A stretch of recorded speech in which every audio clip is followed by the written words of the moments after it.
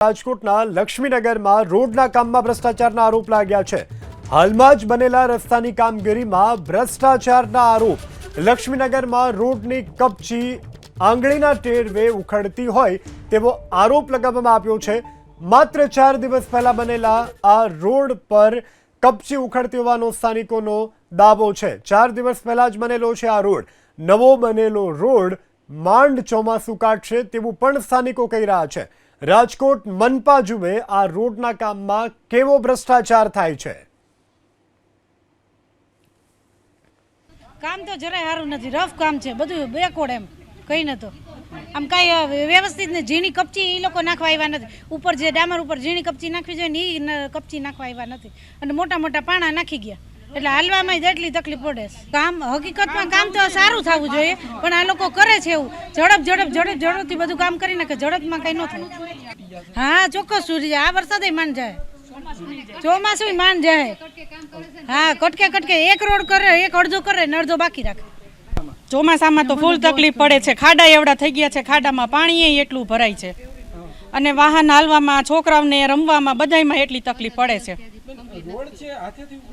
Road હાથેથી ઉખડે છે, બધોય કામ હાથમાં આવી જાય છે, ડામરનો રોડ બધોય કામ બધોય હાથમાં આવી જાય છે ને આ કામ પરમ દિવસે કરવામાં આવ્યું છે। વરસાદે કામ કરેલું છે, ચોમાસા પહેલા કામ કરેલું નથી। ફરિયાદ તો ચોમાસા પહેલા કરવામાં આવી છે, પણ આ બધું કામ ચોમાસામાં કરે છે। કહે છે કે રાજકોટના દ્રશ્યો છે કે જ્યાં લક્ષ્મીનગરમાં રોડ ચાલુ વરસાદે બનાવ્યા હોવાનો પણ સ્થાનિકોનો આરોપ છે અને હવે હાથના ટેરવેથી આ રોડમાં જે કામ કરવામાં આવ્યું છે તેના કાંકરા જે છે તે લોકો પોતાના હાથના ટેરવેથી ઉખાડી રહ્યા છે અને લોકો કહી રહ્યા છે કે આ રોડ ચોમાસું પણ માંડ કાઢશે। સંવાદદાતા પરાક્રમસિંહ જાડેજા ફોન લાઈનથી જોડાયા છે। પરાક્રમસિંહ, આ રોડની ગુણવત્તાને લઈને આપણે કોઈ ટિપ્પણી કરી શકીએ જ નહીં, કારણ કે દ્રશ્યો ઘણું બધું કહી જાય છે। આ અંગે અધિકારીઓ શું કહી રહ્યા છે અને આ રોડને લઈને કોઈ કાર્યવાહી કરવામાં આવી છે મનપા તરફથી?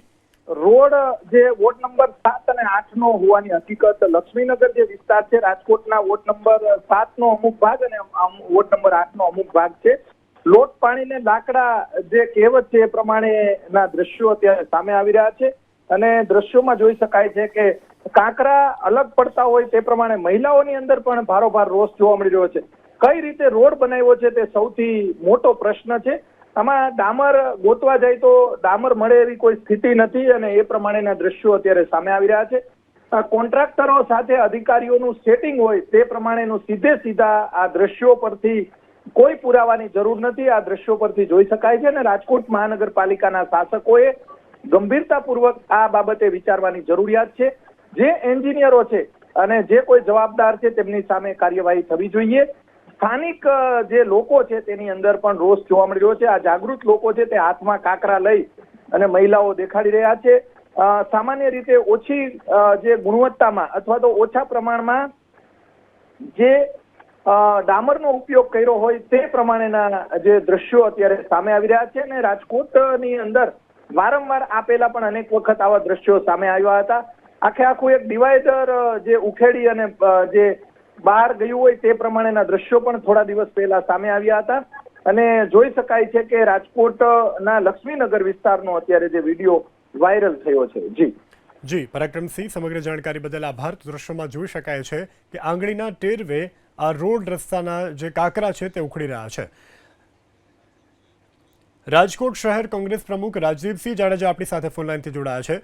રાજદીપસિંહજી, આ હકીકત દ્રશ્યોમાં એબીપી અસ્મિતાના માધ્યમથી દર્શકોને અમે બતાવી રહ્યા છે, આપની પ્રથમ પ્રતિક્રિયા? આજે આપની વાત સાચી છે। સમગ્ર રાજકોટ મહાનગરપાલિકામાં કુશાસન તરીકે શાસન ચાલી રહ્યું છે। જી, પરફેક્ટ અમારો આરોપ છે કે કુશાસન ચાલી રહ્યું છે, ઘણા વર્ષોથી લોકો ત્રાહી છે। આજે આપ જે વાત કરી રહ્યા છો, ગઈકાલે એક સામાન્ય નાગરિકે રોડ પર સ્પીડ બ્રેકર છે એ પાણીમાં તણાણું, એનો પણ વિડીયો વાયરલ એક સામાન્ય નાગરિકે કરેલો હતો। માત્ર ને માત્ર રાજકોટ મહાનગરપાલિકાના તંત્રના સત્તાધીશો જે ઝોન વાઇઝ મોનિટરિંગ થવું જોઈએ, ચાહે રોડ રસ્તાની બાબત હોય, હેલ્થની બાબત હોય, અન્ય બાબતોમાં જે મોનિટરિંગ થવું જોઈએ, જે અધિકારીઓને જવાબદારી આપેલી છે એની સેલેરી લે છે, એ લોકો કોઈ પણ જાતનું મોનિટરિંગ નથી કરતા। અને રાજકોટ મહાનગરપાલિકામાં ભારતીય જનતા પાર્ટીના સત્તાધીશ પણ કુંભકર્ણની નિંદામાં સૂતા છે. લોકોની સુખાકારી માટે ત્યાં બેઠા છે, પણ માત્ર ને માત્ર પોતાની વાહવાહી કઈ થાય અને લોકોને કઈ રીતે મુશ્કેલીનો સામનો છે એમાંથી શકાય એ રીતે મહાનગરપાલિકા મેયર અને ડેપ્યુટી મેયર એ વાત ઉપર ધ્યાન નથી દોરતા. કોંગ્રેસ સારી રીતે એમને કુશાસનમાં મહાનગરપાલિકા સમજી શકતી એ વેદનાને સમજતી થઈ જાય એ રીતનો રાજકોટ કોંગ્રેસ દ્વારા આપવામાં આવશે. જી રાજદીપસિંહજી, એબીપી અસ્મિતા સાથે જોડાવા બદલ, વાતચીત કરવા બદલ આભાર. તો રાજકોટની આ સ્થિતિ છે. રાજકોટની જનતાના ટેક્સના પૈસાની સામે જનતાને જે સુવિધા મળવી જોઈએ તે સુવિધાનો અભાવ અહીં સ્પષ્ટપણે જોવા મળી રહ્યો છે. રાજકોટ મેયર નૈનાબેન ફોન પણ નથી ઉપાડતા. એબીપી અસ્મિતાએ સંપર્ક કરવાનો પ્રયાસ કર્યો તો તેઓ નથી ફોન ઉપાડી રહ્યા. આપણી સાથે કોર્પોરેટર નેહલ શુક્લ ફોન લાઈનથી જોડાયા છે. નેહલજી, રાજકોટમાં આ પ્રકારની સ્થિતિ ચોમાસાના પ્રારંભે છે, આખું ચોમાસું બાકી, તો રાજકોટવાસીઓને હાલાકી પડશે તો ચોક્કસની વાત છે. શા માટે આવા પ્રકારની હલકી ગુણવત્તાની કામગીરી થતી હોય છે રાજકોટમાં?